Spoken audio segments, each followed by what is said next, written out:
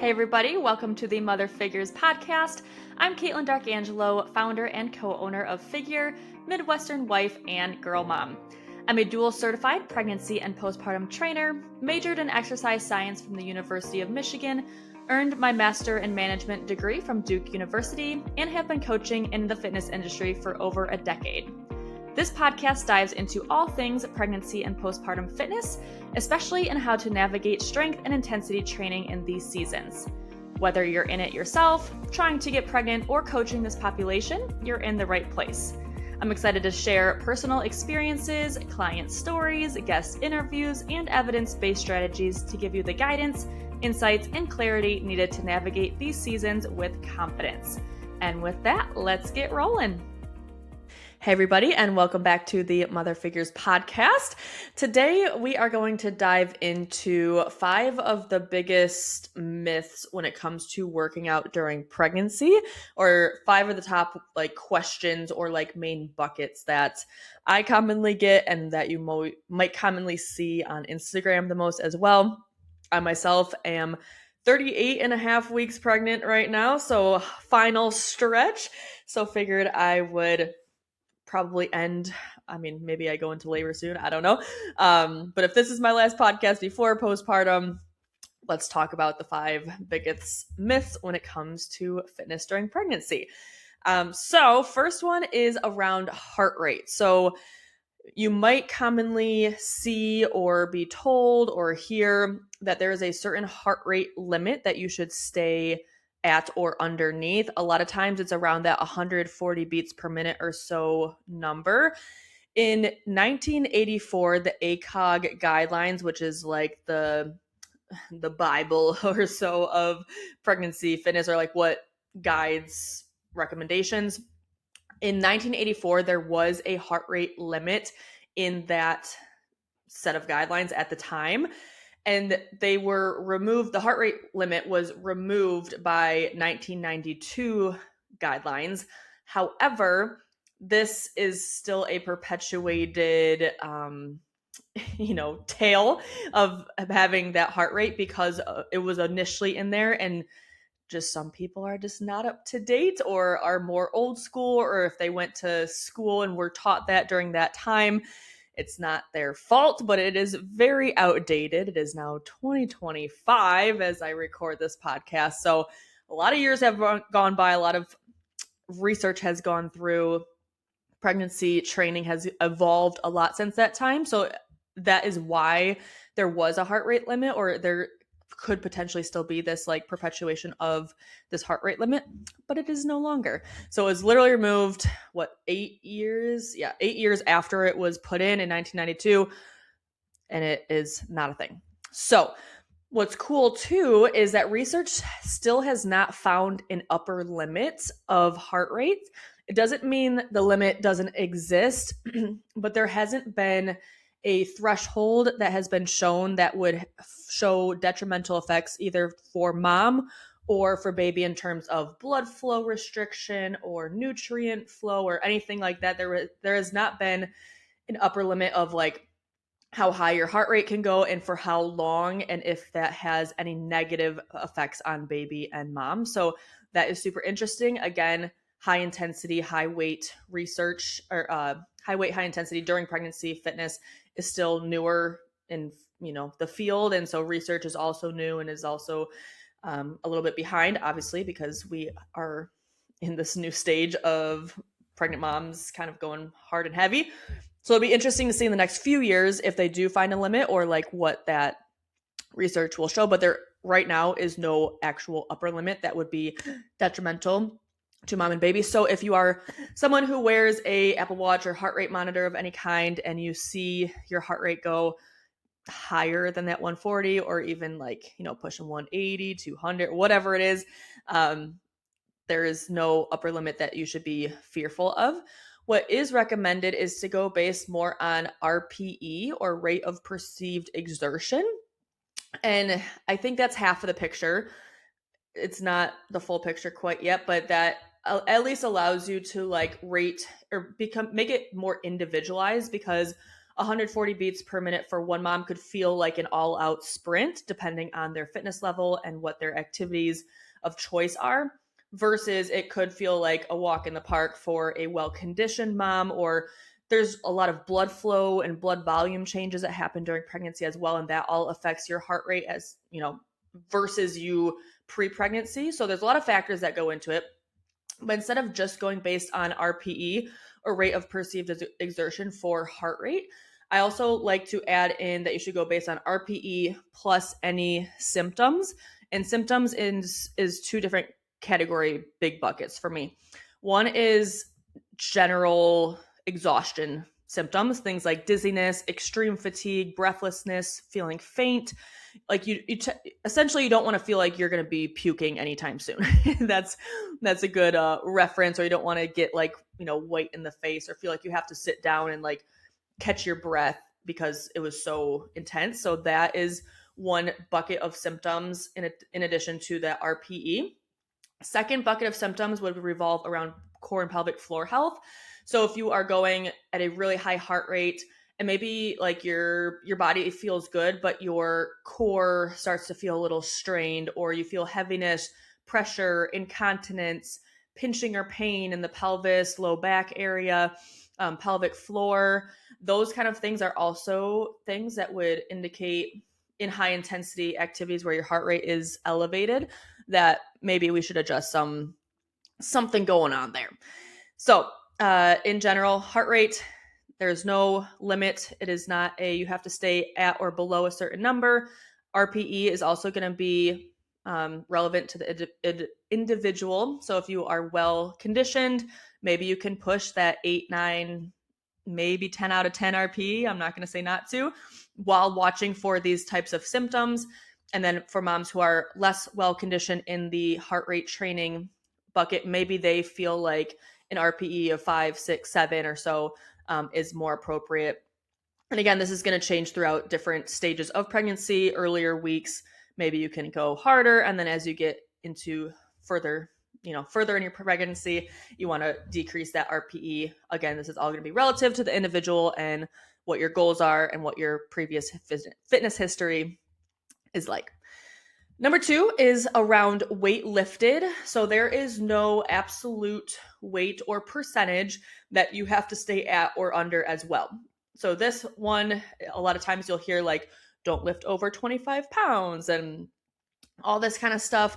That has become more common knowledge that that's not quite appropriate, especially when it comes to moms that have toddlers who are over 25 pounds. So to ask moms not to lift their babies is like kind of crazy. And then also when you take into consideration, like, I don't know, all these daily task things that could be over 25 pounds, it's illogical is what it is. It makes sense from a historical perspective because doctors are going to be on the more conservative side when it comes to variables that could affect pregnancy outcomes. And so again, when moms were not lifting back in, the 1900s, I was born in 95, so technically that's still the 1900s, but you know what I mean? Back in the 50s, 40s, 30s, whatever.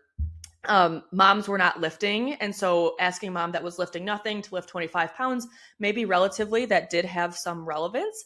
But now when we're talking to moms who actively lift 200, 300 pound barbells, and then we're telling them a 25 pound limit, that just does not make any logical sense. So again, conservative history when it comes to pregnancy and postpartum fitness and lifting, but now we're in a different time and it's a little less relevant, the absolute number, because there's such a variability in, fitness levels of moms. So there's no absolute number, like you can't lift over 25 pounds. And there is no like percentage that you should stay within throughout pregnancy. So like in the first trimester, don't lift more than 80% of your 1 rep max, for instance. And the reason for this, and it's hard to go based on percentages, even if that is something that you traditionally train by, especially those who are in powerlifting or Olympic lifting, a lot of these percentage-based sports. It's hard to do that because of how many variables are changing within your body. And during pregnancy, when you add another baby, like in your stomach to the whole equation, there's just a lot of relative unknowns essentially, and a lot of individualized changes from one person to the next. So telling one mom to do 90% of her weight might feel fine versus telling a mom to do 90% of her weight or of her normal 1 rep max. For another individual, that might be impossible. It also is going to depend on the movement pattern. So like maybe you can still go at 90 to 100% of your max bench, but maybe you will feel the need to scale back your back squat to like 50% because of different pelvic pains or pressure or just like stability form considerations. So there's going to be a lot of individualized pieces when it comes to what weight you should choose. I actually did a whole podcast episode on my framework around what weight to choose and all the variables that go into that. But there's just a lot that goes into it. So again, when it comes to weight lifted, you can listen to that whole podcast. But in general, I kind of drive it based on symptoms for the most part. There are two camps generally when it comes to what weight to lift during pregnancy or like how to modify during pregnancy in general. One camp says to only modify when you feel symptoms or like if something feels off. And then one camp says that you should modify and like deload purposely just because you're pregnant, even if you don't feel symptoms. And my philosophy kind of sits in the middle of we do want to be considering the whole picture. So there's pieces that you might not feel symptomatic during the workout. So you might feel fine, but then afterwards or the day after you feel extreme soreness that leaves you not able to move well for a few days. It might add to pains and stiffness or feeling extreme exhaustion or fatigue. So from that point of view, like maybe we should scale a little bit farther back, even if you don't experience symptoms during, because afterwards we're feeling different things. And then also there's the point of like, your body adapts to pregnancy over time. So just because you're pregnant, like our bodies are very adaptive pieces of work. And so just because you're pregnant doesn't mean that you have to modify, but we should also be respecting the changes that are happening in our pregnant body and thinking of the long-term picture at the same time. And so I tie in more variables than just you should be modifying because you're pregnant and only modify when you feel symptoms during the movement. There's like kind of this gray area in between. So that's a whole big topic of its own, but that kind of all goes into what weight you should be lifting. Myth number 3 is that you cannot start or you should not start something new when you are pregnant. You should stick with only the stuff that you've done before. And if you have not exercised prior to pregnancy, you should not start now. In the ACOG guidelines, the current guidelines, it literally recommends and states it word for word within the first sentence of the abstract that moms who have not worked out should start a workout program. And I'm going to read it. This is the 2019 pregnancy guidelines. It says, exercise is an essential element of a healthy lifestyle, and OBs/providers should encourage their patients to continue or to commence exercise as an important component of optimal health. So that keyword there is to continue, so those who have already been working out, or to commence or to start exercise during pregnancy, because there are so many outcomes, benefits, health, improvements that are going to help both you and baby. And we cannot be telling moms who have not worked out that they shouldn't work out just because they haven't before, because there are so many that's the wrong way to put it. There's so much to be gained by exercising during pregnancy. And if we're just blanket statementing, telling moms who have not worked out before that they shouldn't, we're almost like taking something away from them in a sense. So obviously, someone who has not worked out before, we are not going to throw them into a marathon. We are not going to throw them into the CrossFit Games. We are not going to throw them into a triathlon. Like, that's pretty obvious.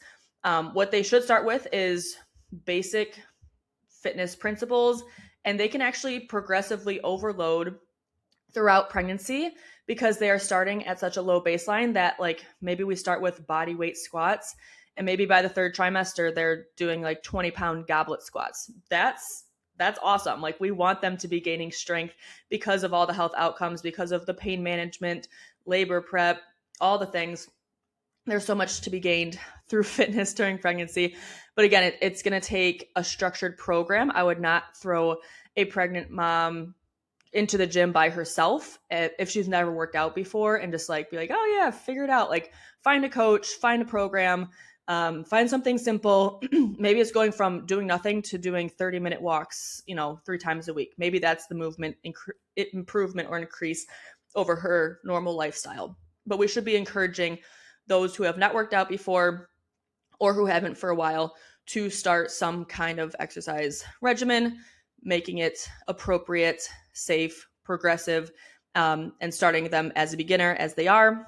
All of the most, all of the important progressive overload pieces of a traditional program, but still important during pregnancy for our new moms. So, number 4, this one has a little bit more leeway, and that is that you cannot exercise in heat. So this one is actually stated in the ACOG guidelines that it's advised against to do things like hot yoga, exercise in extreme humidity and dryness, or outside temperatures that are hot. So this is a tricky one in a sense. The thing I don't like about it is that it is a blanket statement, and blanket statements rarely ever work, especially when it comes to the pregnant population. And I think of 2 specific populations when it comes to this exercise and heat thing.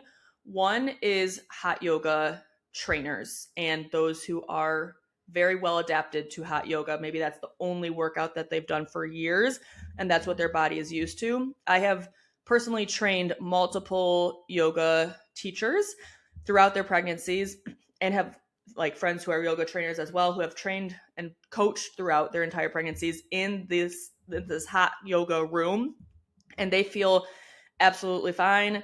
It's exactly what their body loves and craves and wants, and they never felt any symptoms of that heat. I've also trained and talked with many clients who they go right into a hot yoga room and they immediately cannot breathe and they just walk right out. So it's a lot dependent on the pregnancy situation of the mom. Like for me, my first pregnancy, I remember we went to the CrossFit Games in 2021. I was like 20 weeks pregnant maybe at the time. And it was so hot outside that I had like go inside or like sit down because like the heat was affecting me so bad. Versus this pregnancy, I actually went to a hot yoga class around that same time, 17, 20, and I felt fantastic. Like it was the best thing ever. And so it's going to depend on your pregnancy situation. It's going to depend on how well adapted you are to that hot environment. There's a lot of factors that go into it.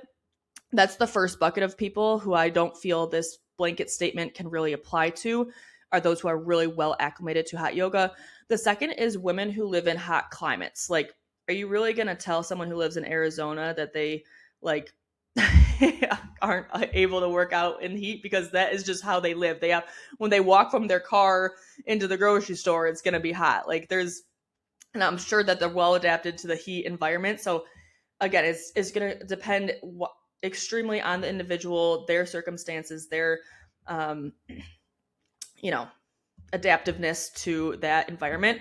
The main thing that it definitely does play into this, regardless if you are well acclimated or not, is that staying hydrated piece and fueling both before, during, and after to make sure that we are protecting ourselves against any of these dehydration symptoms. So that's really what this guideline is for, is to avoid symptoms of dehydration that can affect like how the mom is feeling, and then potentially baby symptoms as well, but that has been less studied.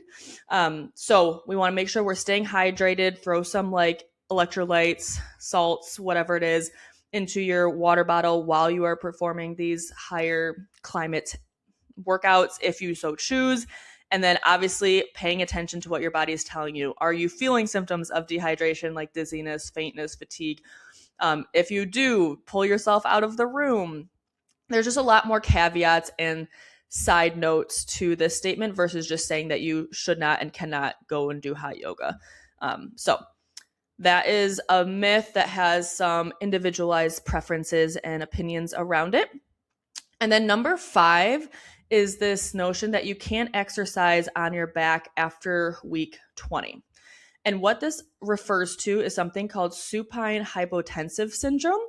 It is when as the baby starts to grow out of the pelvic bowl and into the core, when you lay on your back, it can put pressure on the vena cava, which is a vein that vein artery, I don't know which one, I'm assuming vein, that pulls blood flow and helps, blood flow with mom and baby. And so if the baby and the uterus are pushing pressure and restricting blood flow from this giant vein going through your body, that can lead to symptoms like dizziness, fatigue, faintness, very transitional style symptoms.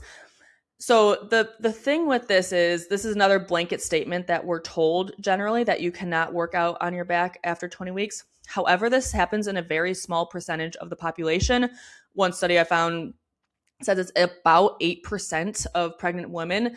And these symptoms generally only occur after, and this is a varied range too, anywhere from 3 to 8 minutes of continued lying on your back. And so what this means is when moms are told that you can't exercise on your back, we should probably think about what exercises are we doing on our back. A lot of times this is glute bridges or bench press or different positions in yoga or Pilates. And a lot of those times we are not laying on our back for over 30 seconds to a minute. So it really doesn't even apply to weightlifting. What this really applies more to is laying in bed or laying on a couch or activities of daily living where we're just chilling out. And so this gets applied to exercise kind of unfairly, in my opinion. And with how few women actually experience these symptoms and with how long it takes for those symptoms to start occurring, it's just a fear-based thing that I don't think is necessary to even we should be telling moms about it so that if you are one of those moms that do experience these symptoms, to pull out of it. There's nothing scary. There's nothing detrimental or harmful. If you are laying on your back and you start to get dizzy, you just get yourself out of it. Nothing is going to happen to you or baby. And your body will pull you out of it too. So if you are sleeping and you accidentally roll onto your back, your body is going to wake you up. It is a very not shocking, but your body's going to feel when it needs oxygen essentially. And it's going to affect you before it affects baby. Your baby will always get what it needs first. And mom is going to get shit on first essentially. So your body's going to give you signs. So it's not something to be afraid of. When you look this up, it can sound really scary. Oh crap, I'm going to, restrict blood flow and everything's going to fall apart. But it's a very transitional thing. If you feel it, you just get out. So what I do in the gym, if a mom feels this when they lay on their back, I've had pregnant clients that later in pregnancy especially, they'll get into a laying position to go into a glute bridge and immediately they'll feel the symptoms and they just get out of it and we'll switch the movement up. For other moms, I just let them go if they don't feel anything. So again, I always bring it up. I say, hey, if you're laying on your back and you start to feel dizzy, just get out of it. If you don't feel anything, have at it, do whatever you want. So that's kind of my thought process behind it. I personally would feel symptoms of this pregnancy more so when my baby was breech. I just had a external cephalic version, so she's now head down. You could listen to that whole podcast on that situation.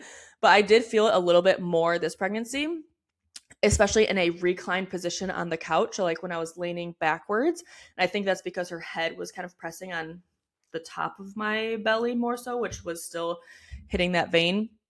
So very interesting, the positions that I would feel it in, very mild, but still enough to want me to get out of that position. So I have felt this effect a little bit, but it is again going to be person dependent, pregnancy dependent, and position dependent.